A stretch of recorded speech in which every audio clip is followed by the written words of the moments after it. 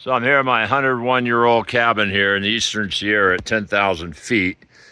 And since the winter of 17-18, we've been fortifying and rebuilding and changing the whole foundation, which it used to just be sitting on a couple of logs under there, and bubble gum and baling wire were essentially holding it to the ground.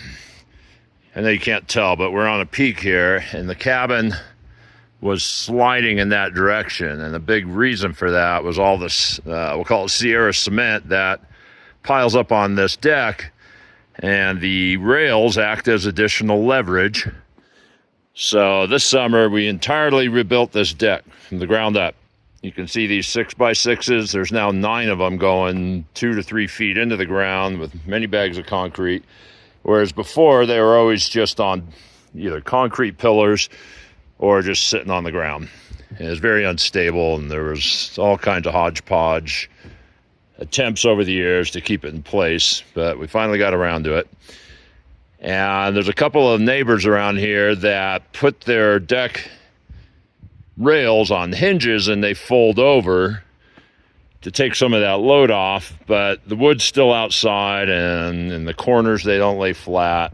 And we just thought about it for more than a few months and came up with this cool system, in that we use these pockets here to hold the rails, but nothing's holding them on.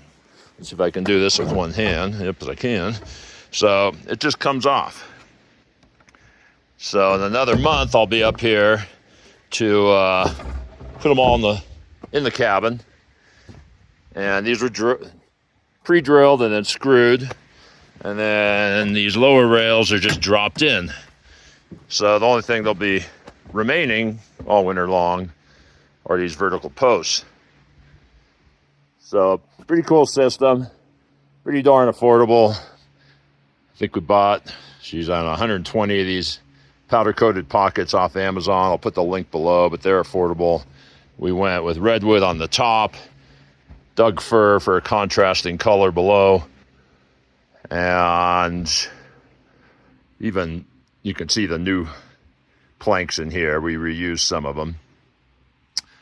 Anyhow, I think it's a killer idea and a way to keep your rails in great condition over the winter, and more importantly, to keep that leverage to a minimum and pulling your 101-year-old cabin off its foundation.